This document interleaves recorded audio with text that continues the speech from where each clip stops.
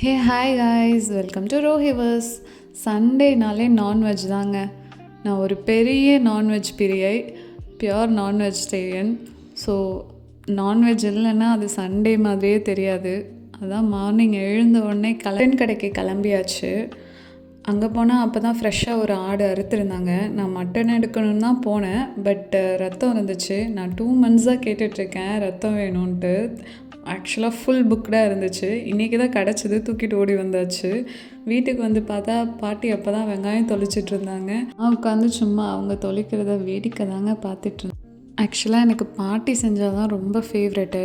நம்ம நிறையா டிஃப்ரெண்ட் ஸ்டைலெல்லாம் பண்ணியிருப்பாங்க ரத்த பொரியல்.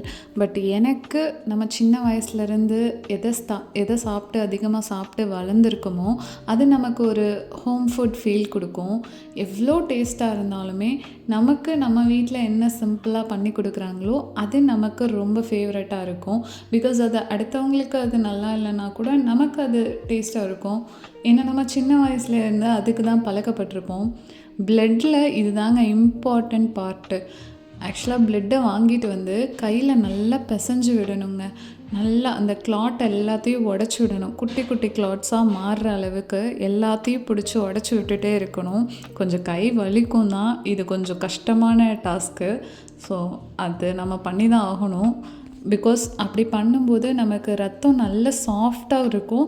அண்ட் ஆல்சோ நமக்கு கொஞ்சம் கொஞ்சம் நல்ல தண்ணியாக பண்ணும்போது அதுக்குள்ளே போயிட்டு அந்த கிளாட்குள்ளே அந்த பபிள்ஸ்குள்ளே போயிட்டு லாக் ஆகிருக்கும் அந்த சூப்பு. அது நம்ம சாப்பிடும்போது அது ஒரு மாதிரி ஜூஸியாக சூப்பராக இருக்குங்க. நீங்கள் ஒரு டைம் அப்படி ட்ரை பண்ணி பாருங்கள், செம்ம டேஸ்ட்டாக இருக்கும். இது பார்க்க கொஞ்சம் ஸ்கேரியாக இருந்தாலும் அவுட்புட் நல்ல டேஸ்ட்டாக வருங்க. அதுக்காக ஒரு சில விஷயங்களை நம்ம பண்ணி தான் ஆகணும். சில ரத்தத்துலலாம் அந்த ஆட்டோட ஹேர், அந்த முடியெல்லாம் உள்ளே கிடக்குங்க. பட் இதில் அது இல்லை, ஃப்ரெஷ்ஷாக இருந்தது, நல்லா சூடாக இருந்துச்சு நான் போய் எடுக்கும்போது. பிகாஸ் அப்போ தான் அறுத்துருந்தாங்க, அதனால் அதை எடுத்துகிட்டு வந்தாச்சு. இது கூட நம்ம என்ன பண்ணணுன்னா நல்ல பொடியாக கட் பண்ணியிருக்க வெங்காயம் அண்ட் ஆல்சோ பச்சை மிளகா போடணும். வெங்காயம் வந்து ரொம்ப சாப்டாக இருக்கக்கூடாது, பட் ஓரளவுக்கு குட்டி குட்டியாக இருந்தால் ஓகே தான். அது கூட ஒரு மூடி தேங்காய்.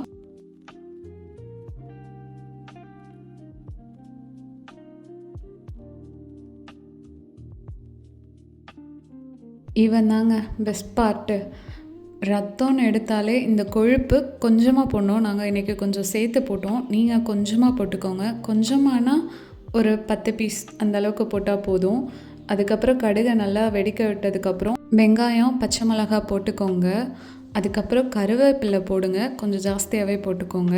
கொத்தமல்லி அன்வான்டுங்க, தேவையில்லாத ஒன்று, அது வேஸ்ட் ஆகிரும். எங்கள் வீட்டில் ஃப்ரிட்ஜு கிடையாது, அது வேஸ்ட் பண்ண முடியாதுன்னு கொஞ்சமாக இருந்தது, அதனால் போட்டோம். அது பெருசாக டேஸ்ட் வராது.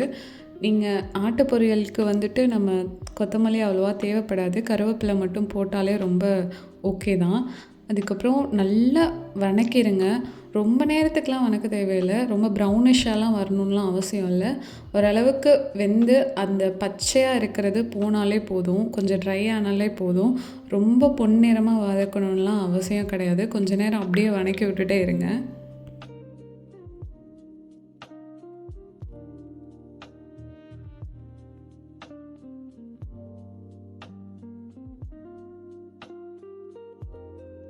வதக்கி விட்டு நம்ம வச்சுருந்த கொழுப்பை எடுத்து உள்ளே போட்டுக்கோங்க. ஆக்சுவலாக கொழுப்பில் 2 இருக்கும். ஒன்று நல்ல கெட்டியான கொழுப்பாக இருக்கும், இன்னொன்று வந்து கொஞ்சம் லூஸ் கொழுப்பாக இருக்கும். கொஞ்சம் லூஸ் கொழுப்பு, அதை ஒரு சிலிப்பி அந்த கொழுப்புன்னு சொல்லுவாங்க, எனக்கு அது சரியாக தெரியல. அந்த கொழுப்பு போட்டோம்னா நல்ல டேஸ்ட் கொடுக்குங்க. கொஞ்சம் உப்பு போட்டுக்கோங்க.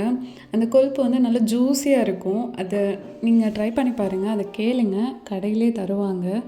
அதுதான் நாங்கள் போட்டோம். இந்த அளவுக்கு போடணும்னு அவசியம் இல்லை, கொஞ்சமாக போட்டால் போதும். அகெயின் மறுபடியும் அந்த ப்ளட்டை கொஞ்சம் நல்லா அந்த கிளாட்லாம் உடச்சி விட்டுட்டு